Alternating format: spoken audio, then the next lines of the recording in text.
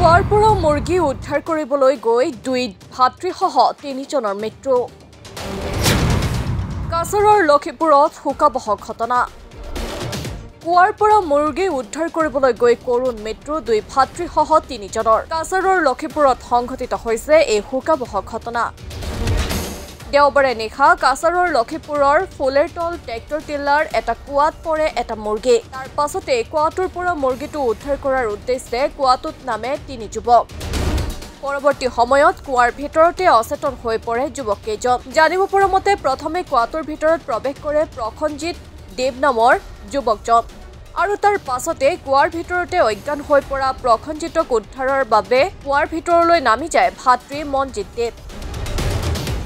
কিন্তু দুৰ্ভাগ্যবশতঃ জ্যেষ্ঠ ভাতৃ প্ৰসঞ্জিতৰ দৰেই কুৱাৰ ভিতৰতে অজ্ঞান হৈ পৰে মনজিতো। এই ঘটনাৰ পাছতে অঞ্চলজুৰি সৃষ্টি হয় তীব্ৰ চাঞ্চল্য। ঘটনাস্থলীত ভিৰ কৰে স্থানীয় লোকে। ইয়াৰ পাছতে কুৱাৰ ভিতৰলৈ নামি যায় স্থানীয় অমিত সেন নামৰ যুৱকসহ দুই ভাতৃৰ পিতৃ সত্যলাল দেৱ। দুৰ্ভাগ্যবশতঃ কুৱাৰ ভিতৰতে আবদ্ধ হৈ পৰে দুই যুৱকৰ পিতৃসহ আনজন যুৱক।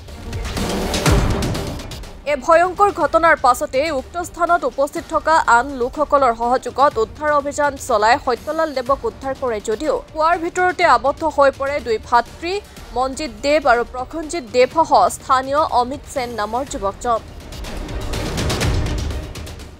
এই ভয়ংকৰ ঘটনাৰ খবৰ লাভ কৰাৰ লগে লগে SDRF বাহিনীসহ কাছাৰ আৰক্ষীৰ এটা দল ঘটনাস্থলীত উপস্থিত হৈ কুৱাত আবদ্ধ তিনি যুৱকক উদ্ধাৰৰ বাবে অভিযান চলায়। প্ৰায় এঘণ্টা প্ৰচেষ্টাৰ অন্তত কুৱাৰ ভিতৰৰ পৰা তিনিজন যুৱকক উদ্ধাৰ কৰি শিলচৰ মেডিকেল কলেজলৈ প্ৰেৰণ কৰে যদিও চিকিৎসকে তিনিওকে মৃত বুলি ঘোষণা কৰে। দীৰ্ঘ সময় কুৱাত আবদ্ধ হৈ থকাৰ ফলত শ্বাসৰুদ্ধ হৈ তিনিজনৰ মৃত্যু হৈছে বুলি ধাৰণা কৰিছে চিকিৎসকে। এটা অতি দুৰ্ভাগ্যজনক ঘটনা। এটা নাদত এজন ব্যক্তি পৰি গৈছিলে আৰু সেই ব্যক্তি দুজনক উদ্ধাৰ কৰিবলৈ যাওঁতে স্থানীয় দুজন ব্যক্তি তেওঁলোকৰ ভিতৰত আবদ্ধ হৈ থাকিল।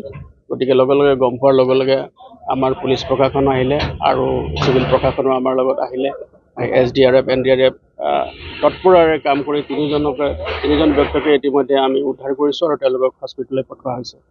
আৰু আমাৰ ইয়াত এতিয়া বৰ্তমানলৈকে ৰাইজ আছে, স্থানীয় ৰাইজো বহুত সহায় সহযোগ কৰিছে আৰু সেইকাৰণে অতি তৎপৰতাৰে আমাৰ SDRF কাম কৰাৰ কাৰণে আৰু আমাৰ ফায়াৰ ছাৰ্ভিচৰ ইমাৰ্জেঞ্চি ছাৰ্ভিচে কাম কৰাৰ কাৰণে আমি লগে লগে সোনকালে তিনিজন ব্যক্তিকে উদ্ধাৰ কৰিবলৈ আমি সক্ষম হৈছোঁ আৰু বৰ্তমান তেওঁলোকক আমি হস্পিটেললৈ এম্বুলেঞ্চৰ যোগেদি পঠাইছোঁ।